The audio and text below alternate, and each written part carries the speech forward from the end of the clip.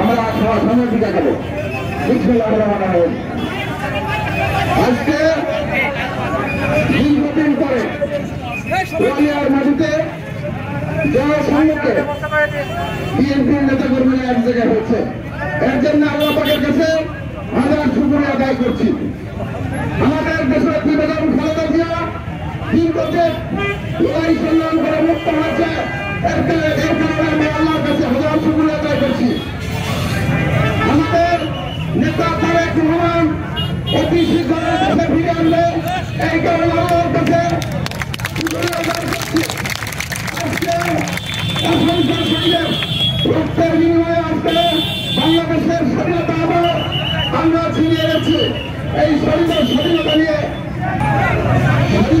ষড়যন্ত্র চলছে, সবাইকে প্রশাসন হবে। আজকে বাংলাদেশের বিদ্রোহ করছে প্রায় 1000 ছাত্র জনতা শহীদ হচ্ছে। একটা মামলায় কামনা করছে বাংলাদেশে আগামী দিনের গণতন্ত্রকে রক্ষা করতে বিএনপিকে আবার নির্বাচন করতে হবে। দায়িত্ব হয়েছে। আমি বেগম খালেদা জিয়ার পক্ষ থেকে, আমি তারেক রহমানের পক্ষ থেকে আপনাদের কাছে দুটা বাড়ি নিয়ে এসেছি।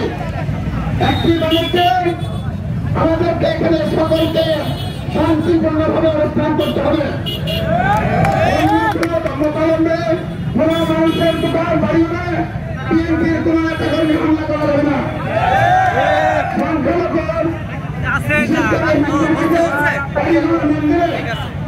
ধরনের হামলা করা যাবে না, পার্টির সিদ্ধান্ত। আর যারা এটা করবে তারা বিএনপির আমরা চিহ্নিত করব। আমরা বলতে চাই গত 15 বছরে অনেক নির্যাতন হয়েছে, নির্যাতিত হয়েছে। আমার চেয়ে বেশি নির্যাতিত আপনারা হন নাই। বেগম খালেদা জিয়ার চেয়ে বেশি নির্যাতিত হন নাই। তারেক রহমানের চেয়ে বেশি নির্যাতন হন নাই।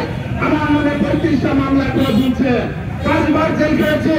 আমরা বেগম খালেদা জিয়ার সৈনিক হিসেবে, তারেক রহমানের সৈনিক হিসেবে আমরা এটাকে যদি মাফ করতে পারি, আপনারা কেন পারবেন না?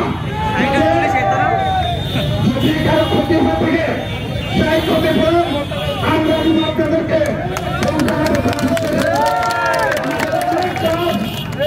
সাংগঠনিক কাজ বা অনেক মানুষের রাস্তাঘাটের উন্নয়ন হয় নাই।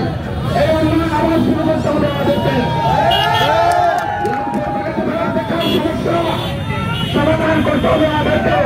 এই কার্যক্রম আমাদেরকে শুরু করতে হবে।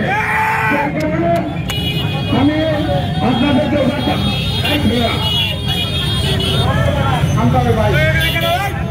আমি আপনাদেরকে দায়িত্ব আহ্বান জানাবো, কোন ভেদাভেদ নয়। আজকে থেকে লালপুর বাগাতি থানার একটি দোকান বন্ধ থাকবে না, একটি মানুষের কারণ হত্যা দেবে না। অন্যায় করে থেকে আমরা আইনগত ব্যবস্থা দেব। আপনাদের যদি ক্ষতি করে থাকে আমরা কর্মসংস্থানের মাধ্যমে আপনারা সরাসরি করতে পাবেন। 10,000, 20,000, 1 লক্ষ আমি আপনাদেরকে ভাই হিসাবে কথা দিয়ে যাচ্ছি। এই সাদা আমি দিব আপনাদেরকে। আমি কর্মসংস্থানের ব্যবস্থা করবো। এবং টাকা যদি 1টি টাকা থাকে সেই টাকা আমি আদায় করে নিয়ে সাথে দিব। তো সেই কারণে আপনাদেরকে একটা আহ্বান জানাবো, প্রশাসনের ভাইরা আমরা রাষ্ট্র চালিয়েছি। আগামী দিনে রাষ্ট্র চলব। আমাদের পুলিশ আমাদের শত্রু নয়, আমাদের আর্মি আমাদের শত্রু নয়, আমাদের তারা কাজ করবে, স্বাভাবিক কাজ করবে। তাদেরকে বিএনপি নেতা কর্মীরা সহযোগিতা করবে। আর যদি এর রাস্তায় কর্মধান এবং তারেক রহমানের পক্ষ থেকে বলছে, সে কিন্তু বিএনপি করতে পারবে না। আমি বলেছি বিগত 15 বছর যে কর্মীটি বলা হয়েছে আমি স্বাস্থ্যমতো পাশে দাঁড়িয়েছি। আগামী দিনে অবশ্যই থাকবো। আপনাদেরকে চাকরি দেওয়া হবে না, আপনাদেরকে চাকরি দিব, আপনাদেরকে পেনশন দিব, আপনাদেরকে কর্মসংস্থানের ব্যবস্থা করবে। যদি আপনাদের আপনাদের অন্যায় করে থেকে আপনাদেরকে মাফ করে দেন। আল্লাহ পাকের কাছে কবুল হয়। সেই কারণে আপনাদেরকে যথার্থ আহ্বান জানানো। অসংখ্য নেতাদের বিজয় হয়েছে, ফোন হয়েছে, তারপরে বেগম খালেদা জিয়া তারেক রহমান আপনাদেরকে বলেছে যে আপনারা সবাইকে ভাগ করে ব্যক্তিগত ভালো থাকুন। আজকে যদি আপনারা অন্যায় করেন, দেশের সাধারণ শাসন এখনো চলছে, রাষ্ট্র ক্ষমতায় আবার আসার জন্য আওয়ামী লীগের হাইনারা বিভিন্নভাবে চেষ্টা করছে। আপনারা যদি লুটপাট করেন, আপনারা যদি প্রশাসনের উপর হামলা করেন, এই সুযোগটা তারা পেয়ে থাকে। সেই সুযোগ দিবেন। আমরা কি 15 বছরের জন্য বাড়ি দাঁড়িয়ে থাকবেন না বাড়িতে থেকে বিএনপি রাজনীতি করবেন? আমি আপনাদের ভাই হিসেবে কথা দিলাম। আমি একটা ক্ষুদ্র মানুষ, ঢাকা রাজপথে পার্টির দুঃসময়, দেশের দুঃসময় ভোট কাটিয়েছে, মেরে ফেলেছি। লালপুর বাগাতি দলের মানুষের কাছে আমার কোনো চাওয়া নাই। আমি লালপুর বাগাতি দলের মানুষকে আমি বাড়ি গাড়ি বানাবো না, আমি কোনো টাকা ইনকাম করবো না। বিগত দিনে অনেকের বানিয়েছে, আমি সেই কাজটা করতে চাই না।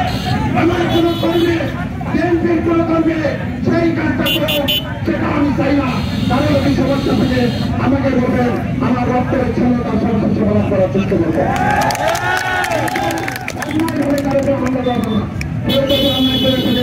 আমরা যাচাই বাছাই করে সেই সম্পত্তি আপনাদের সম্পত্তি দখল করে দিতে যাচাই বাছাই করে নিয়ন্ত্রণযোগ্য উদ্ধার করার চেষ্টা করবো। তাই আপনারা সকলে শান্ত থাকবেন। আমাদের কোথাও করে আমার মধ্যসভা আছে, লাল করে মধ্যসভা আছে, মোটর সাইকেলের যারা আসছেন, আমি মোটর সাইকেলে যাবো।